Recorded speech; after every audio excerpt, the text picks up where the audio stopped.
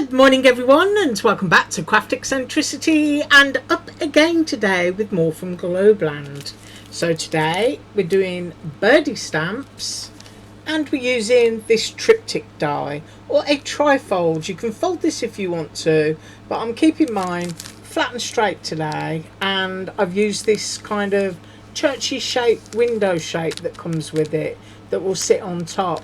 I am using this die again on Monday using the other shapes, and on Monday we'll use the final stamp set, which is this lovely little nature stamp. I do love that cloche, absolutely gorgeous. So those will be up again on Monday. And yeah, I know it's Friday. Yeah, I'm digging holes this weekend. I might put myself in one. No, I'm planting trees. Yes, I am. I got myself a... Oh, what did I get? I planted so many trees over the past 12 months. I got a Korean giant, which is an Asian pear.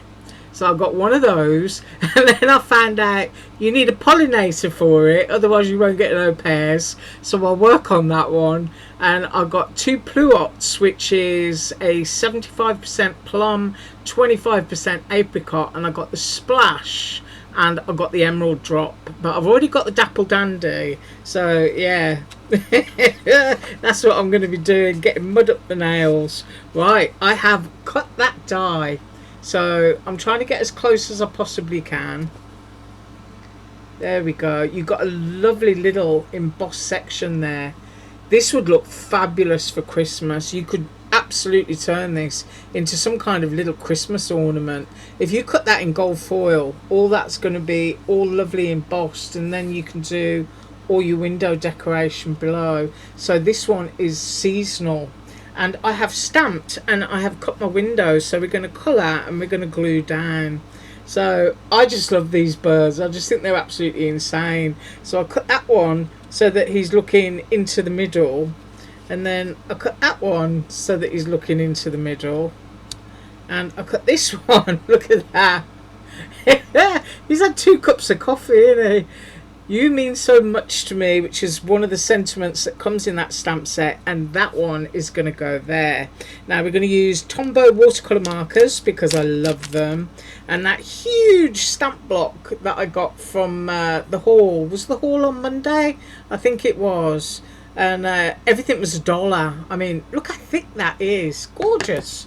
So I'm going to be using that to rub my pens down on. I've got my watercolour water brush, which has got, I think, enough water in it. And these are the Tombow pens that I'm using.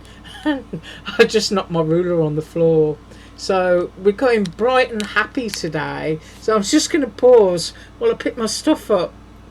Right, so I did that, and I did stamp in archival ink, if I didn't say that, because this is, as you can see, it's waterproof and we're using watercolours.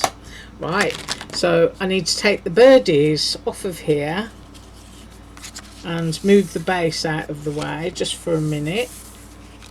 And it's our little birdies that we're working on. So I've already got a bit of fluff on him, bless him.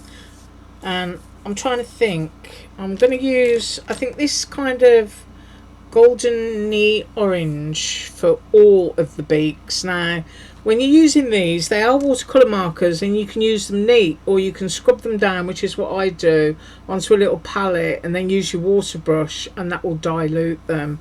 But when you're doing small areas, you can see just how nice and fine the nib is, and it just makes it great for doing details like this. So I've decided all of mine are having lovely orange beaks, because I just want this to be a really, you know, quirky, happy looking thing, because they are rather silly looking birds, you must admit. So it's not necessarily that I can see what I'm doing with my camera, but I'm trying to stay within the lines, I think. Right, so we've got lovely orange beaks, that's done, and the number of that one is 985.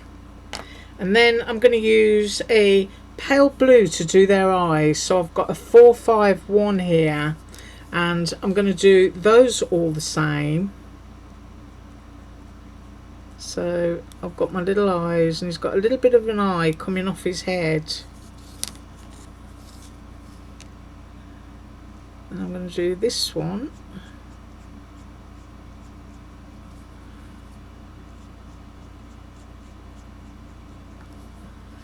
I hope you're all going to have a great weekend. Let's hope the weather's nice. I mean, I know we've got an awful lot of rain coming, but that doesn't bother me because, as I said, I'm planting trees and that'll help water them in. Right, so I've got my eyes done there. And I think what I'm going to do, while that's still a little bit wet, is I'm going to get my darker blue and I'm just going to dab it right down at the bottom.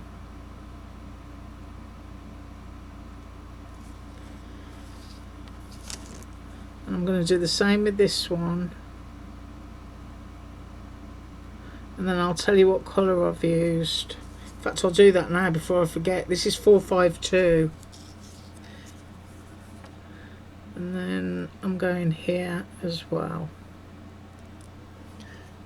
Just to add a little bit more shade in the eyes.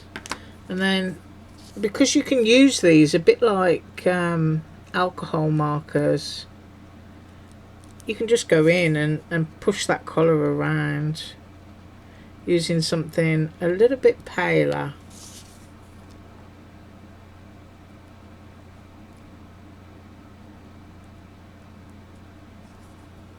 There. So now we've got our eyes and beaks, and I want silly colours really. I'm actually going to use that orange, that goldy orange again. This one's got feet, but those are in black, so I'm doing the feet the same colour as the beak.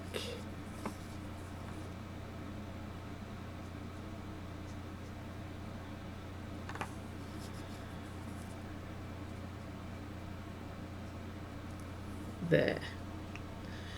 Now for this bird, he's got a pronounced facial feature and obviously a body area there, so I think I'm just going to do him in, ooh, let me think, I think he's going to be yellow and lilac. Why not? Let's get all the colours all jumbled. So I'm going to do his face in this kind of acid yellow. Now you can see the tip is quite dark because I stick it into other colours, but that usually doesn't affect anything. And if I didn't tell you, we're using Walmart's watercolour cardstock because that's what I always use. So if you go onto the Walmart website, you'll be able to find it. It's about, it used to be $10, but I think it's about 11 or 12 now. But it's still an absolute bargain. And I've shared the pad many times on the channel, and it is the B Company watercolour paper pad. It's 300 GSM, which is very thick, and you get quite a few sheets in it. I think it's 50, and probably the cheapest I've ever found. Right, the colour I'm using now is 620, so I'm going to go here and see what I think of this. You'll notice that I haven't used my brush at all yet, my watercolour brush. I'm just going neat from here. But I think what I'm going to do now is use my watercolour brush and see what happens. I'll just make sure that it's clean. I've given it a squeeze out onto my paper there. See what happens here.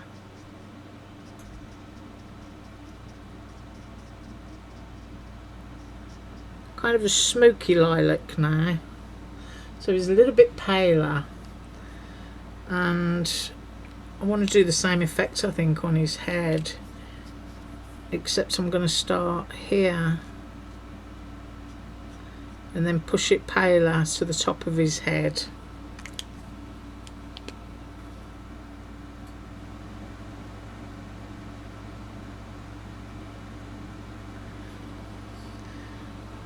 So there's our first little birdie. Isn't that sweet? So easy and quick. I just love their silliness. Right, so I've got my lilac-y purple in the middle, and I just think he deserves to be limey green. So I'm going to use these two shades, and I've got 13, what have I got there? 133 and 173, and I'm going to go down with the palest one first. So I'm doing that wing.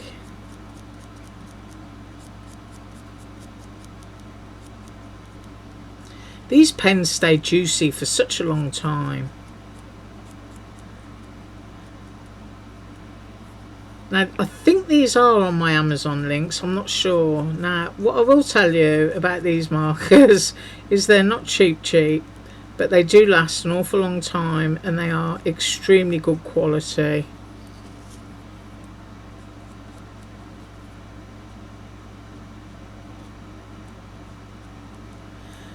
And I'll tell you one of the bizarre things that I've noticed. I mean, I know people like to be recycling and climate friendly and whatnot, but biodegradable glitter? You know, what if you want to make a project that's going to last for a long time and you put that on? It's just not going to last, is it? I don't understand that. Someone can explain that to me. Or if you're making tumblers for people, you know, because I know people like to do that and use glitter. And if it's something that's going to break down in a few months, I just don't get it. Right, now we've got an even stronger colour, this 173. So I'm going to have a good look at this, and I might have to push it around with my water pen. So I'm basically using it as the shadows. Where I think there's going to be any darkness, I'm having just a little bit of this underneath his beak, underneath his eye, and yeah, sometimes I overthink things. So I'm going to do that, and then I'm just going to push that around a little bit with my water brush. So I'm just flicking it up, because I love it when you get those like mingled watery puddles. And I will of course have to run away in a second, because these will need to dry. Now this one, what colour do I use? Ooh, I think I'm going to go yellows. So I've got the acid yellow, which I've used there, and I think that's going to look great there with a little bit of stronger orange highlight. Yeah, because this is the one that we've used on the beak and feet, so you can see there's a big difference there in colour. So that's 933 and 055, and I'm just going to move all of my other pens out of the way a second, and palest colour first, and I'm going in with my yellow.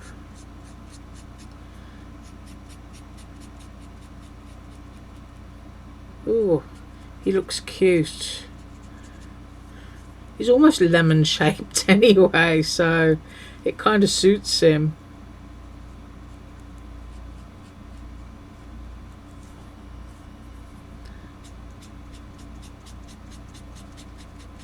See how quick this project is.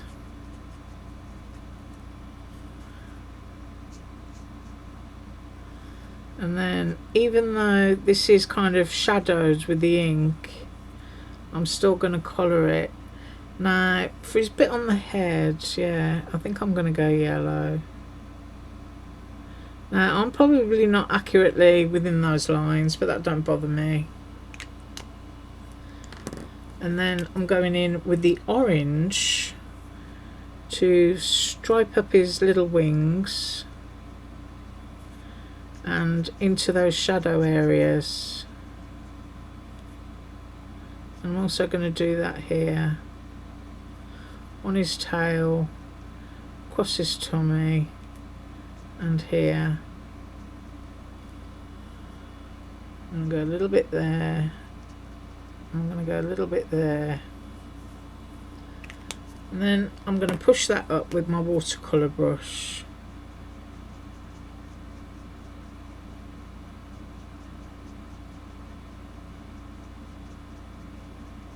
I always go quiet when I'm colouring in. I just love it. I just think it's so therapeutic. I'm going to put a little bit up there as well. Right, these are going to take just a couple of minutes to dry. I mean, I could use my heat gun, but I've got so much humidity, it's likely to warp horribly. Now, what I want to do now is I've got this pale grey, which is N95, and I want to pop it underneath. So I just want a little bit of shadow coming off my little birdies.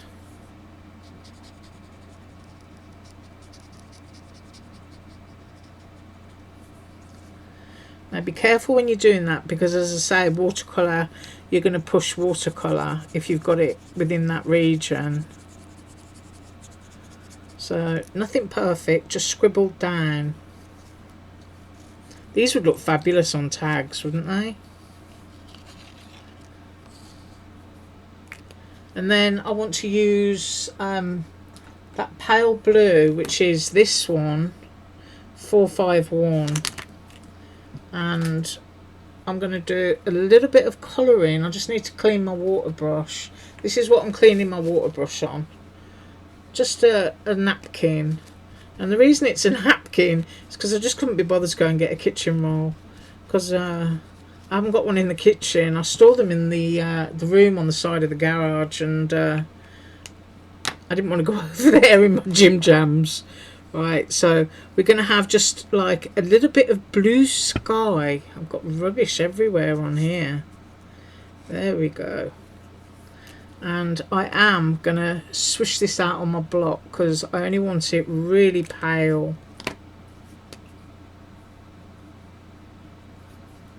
So let's start in with this one. And I don't want it everywhere.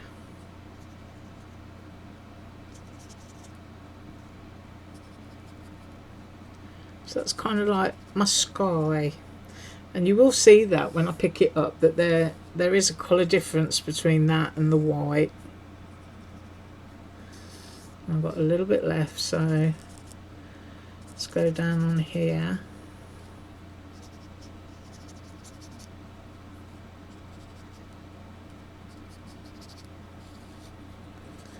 And I think I need to scribble a little bit onto the block there. And then we're going to come back, and when it's dry I'm going to use my white paint pen just to pop in a few highlights.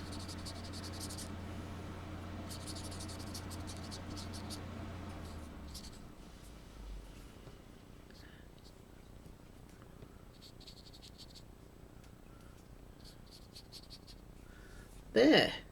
Right, I'm going to let that dry and I will be right back. Right, so I think they're sufficiently dry. So next I'm going to use a 0.5 fine liner, which is this one, and also my fine tip Artistro paint pen in white. I haven't used this in a few days, so I might have to give it a shake. Now the reason I'm using this is because I want the blacks or the pupils of the eye to be a little bit darker than they actually are.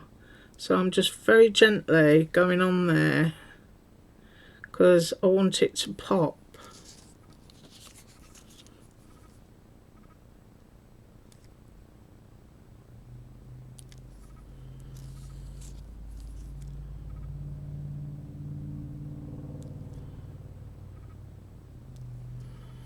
And I kind of left areas where the white is going to go, so I've tried not to confuse myself.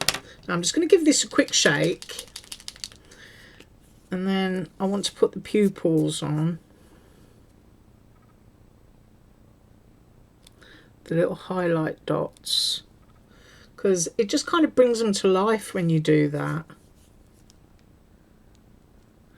And then you usually find once you've got your white paint pen out, you start getting carried away. And you start doing other things. Right, so that little bit is white there.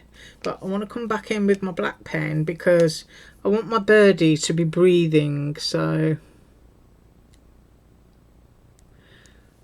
there he is. He's got his little breathing holes in his beak, and I want one on this side as well. So you can just add little bits of detail for yourself.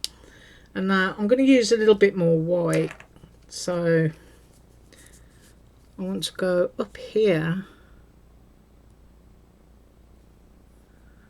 You might not be able to see that. And of course, using watercolour, it will bleed into your white paint. So whatever you put down is going to be really faint. But I just like to do it because I know that it's there. Like you can add little tiny bits of detail onto your bird, so that if you ever do it again, it's going to look different to the first time that you did it. So I've got little dots on his wings there, and I think I'm going to put a little bit of highlight into that one. But as I said, it's so faint that it can be really hard to see. And then I'm going to go along the top of his wing there.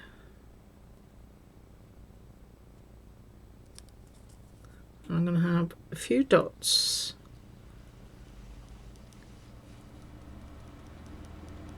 in there just for a bit of fun. Yeah, I like that. Ooh, aren't they cute? So the only thing left to do is to glue them down. Now if you look at this die, you can see that you can fold it. It is scored so that you could have like a trifold back on itself, but I wanted to leave mine as a solid piece. You could also bend it 3 ways, use some washi tape and connect it, and make yourself a little hanging dangle. That would look awesome. So these have got to be glued down. Now, a word of warning when using glue on watercolour cardstock, and that is that because it's watercolour cardstock, it will absorb the moisture out of your glue, and it can bond very, very quickly. So you've got to kind of be accurate in where you want to be and just commit to it. And I'm going to go there.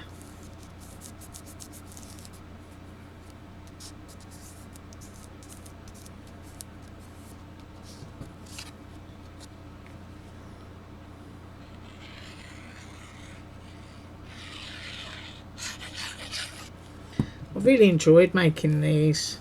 I think they're so cute. So I'm trying to be reasonably accurate.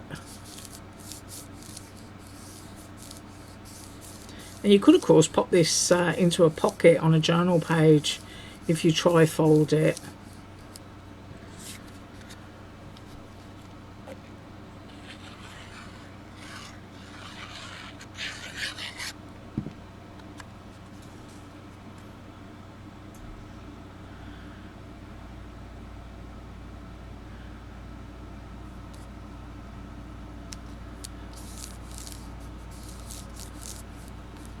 But I do think that bright blue background just makes them pop. So you've got your hangy loops there. If you tri-fold it, you can put threads through the top and turn it into a tag. But isn't that great? That one almost looks like he's inside an egg and he's peeking out. I love that. But I just think they're so sweet, and you can see that the colour has bled from there into the eye, and once again I'm not bothered by that because I just love the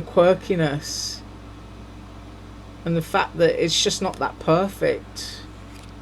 Right, that is what I've got for you today.